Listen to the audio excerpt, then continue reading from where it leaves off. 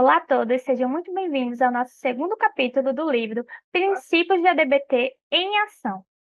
Vou compartilhar aqui, o slide e nesse capítulo a gente vai conhecer um pouquinho sobre a história do ADBT e suas três raízes. É um capítulo muito curto, né?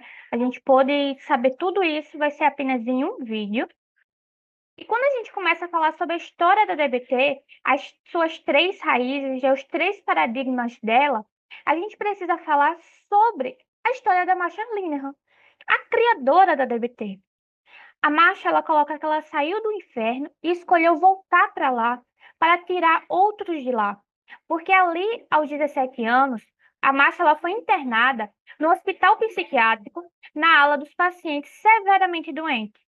E ali, naquela internação, ela recebeu o diagnóstico de esquizofrenia, ela foi tratada com eletroconvulsoterapia, ela foi tratada com análise freudiana e nada estava dando certo para ela.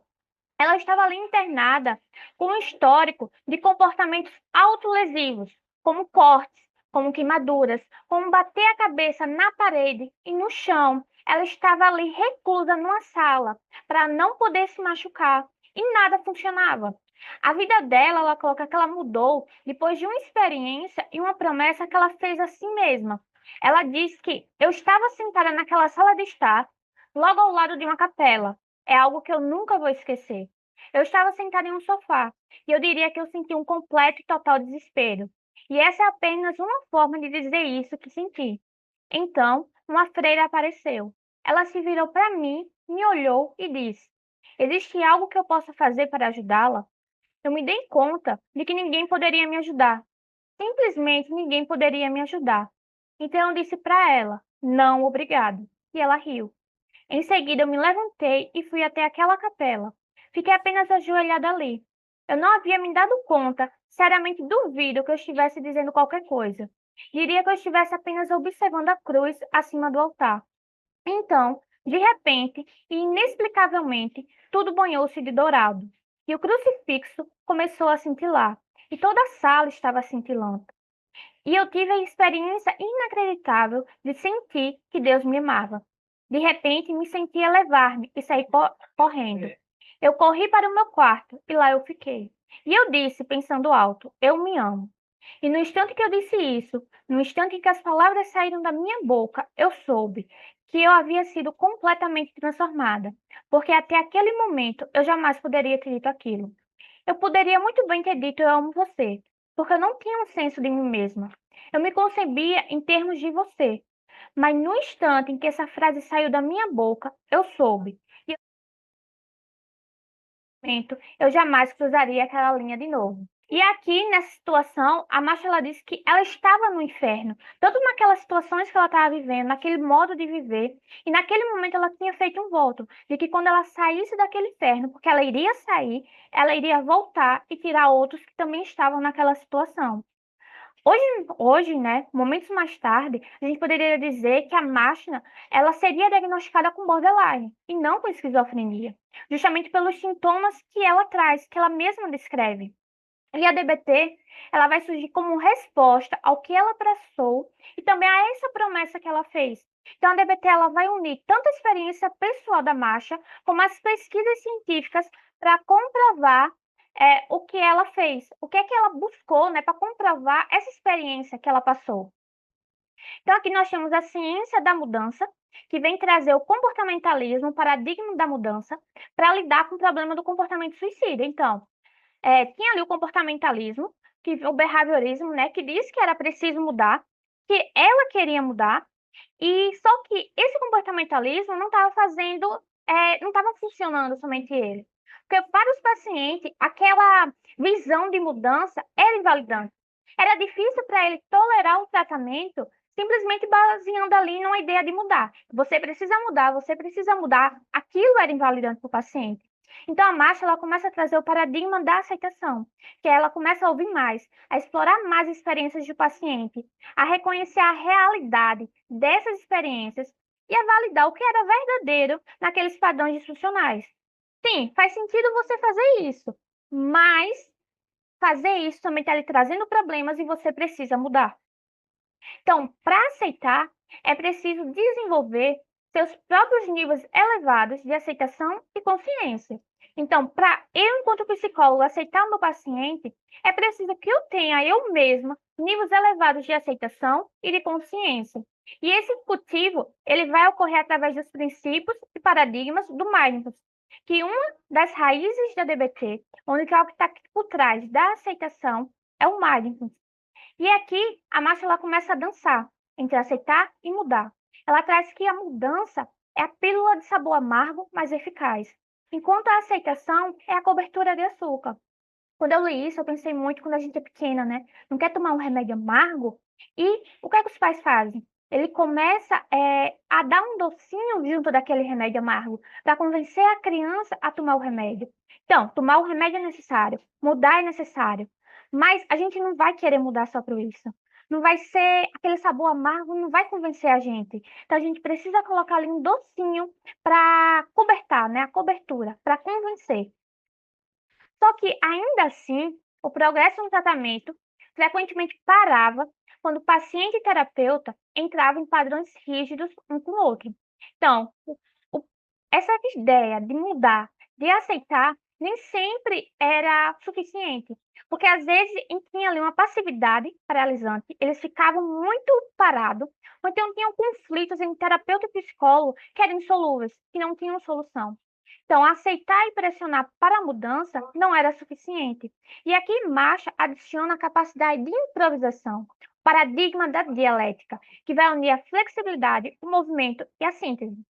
Bora lembrar aqui novamente que a dialética ela vem trazer que existe uma tese, existe uma antítese, e é uma ideia oposta, e aqui ela tenta unir as duas, chegar a uma síntese, que reconheça a verdade entre as duas, e mesmo assim como se fosse uma terceira verdade.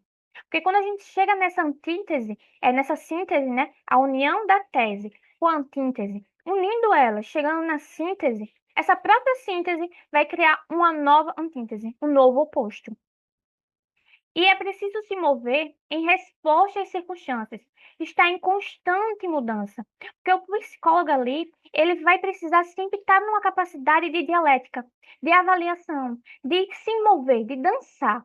E para fazer isso, vai ser preciso habilidade técnica, consciência da pista e capacidade de improvisar. A gente pode traduzir isso aqui como a capacidade técnica, seu comportamentalismo, aqui diz, né, como é que acontece a mudança, o comportamento e o que fazer para mudar ele.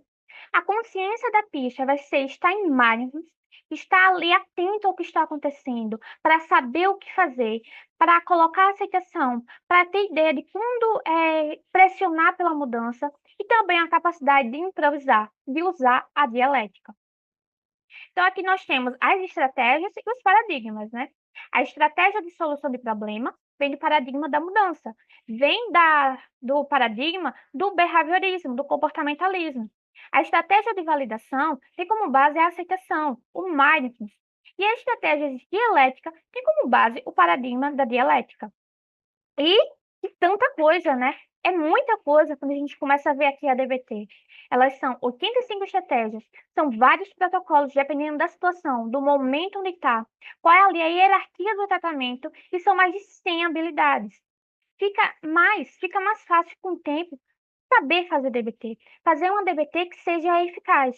E ela vai ficando fácil com o estudo, com a prática, com a supervisão, com a revisão das próprias anotações que a gente faz enquanto terapeuta.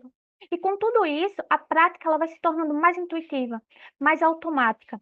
E ele até coloca, né, que para a gente poder fazer essa dança, acaba ficando mais fácil se ao invés de a gente pensar em tudo isso, né, em todas essas modos de fazer DBT, todas essas estratégias, essas habilidades, a gente ter como base os paradigmas.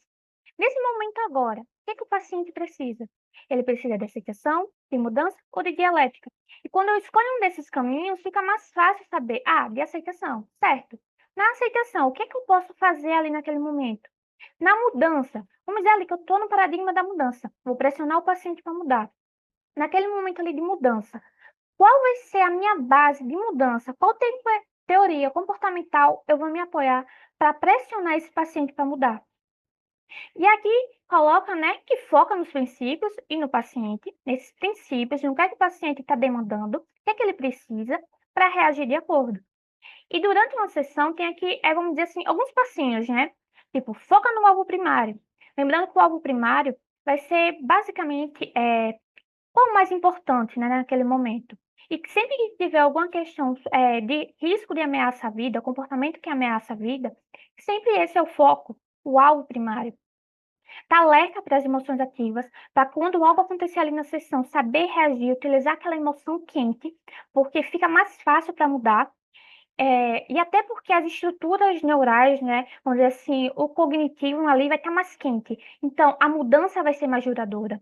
Vai intervir seguindo as diretrizes de tratamento, tendo ali consciência em qual parte da hierarquia da DBT eu estou. Vai seguir a estrutura da DBT, usar os protocolos para crises suicidas, se necessário, sempre retornando à avaliação do comportamento, análise funcional e considerando qual paradigma usar, se vai ser aceitação, mudança ou dialética. E aqui é importante frisar que o paradigma da aceitação quase sempre deve permanecer presente e influente, mesmo que em segundo plano, ao pressionar por mudanças comportamentais. Então, mesmo quando está pressionado, é preciso estar ali cimentado, baseado na aceitação. Contudo, a gente pode ter assim, lendo isso, né? Parece que a aceitação é o mais importante, mas não é. Os três paradigmas não são iguais uns aos outros em ordem de prioridade. O que é mais importante aqui é a mudança. Não adianta eu aceitar o paciente acima de tudo se ele não está mudando. Você tem que pressionar ele para a mudança. A aceitação, ela é apenas a cobertura de açúcar. O que vai fazer efeito, o que vai ser a pílula, o remédio vai ser a mudança. E a gente chegou, né? Foi um capítulo curto, realmente, principalmente considerando o primeiro, né, que a gente já viu nos vídeos anteriores. E nesse sábado a gente vai ter o nosso encontro, né, relembrando, que vai ser sobre uma vida que vale a pena ser vivida, que é o grande objetivo da DBT. Sei que eu disse isso no vídeo passado, mas desse vídeo agora de agora, vai. E a gente vai saber um pouquinho sobre essa vida, as dúvidas do capítulo 1, do capítulo 2, um pouco de mais e valores, na perspectiva tanto da DBT quanto de ACT, que é algo que essas duas terapias compartilham, que é essa visão sobre valores, sobre uma vida que vale a pena ser vivida. Então, a gente fica por aqui agora. Tchau, tchau!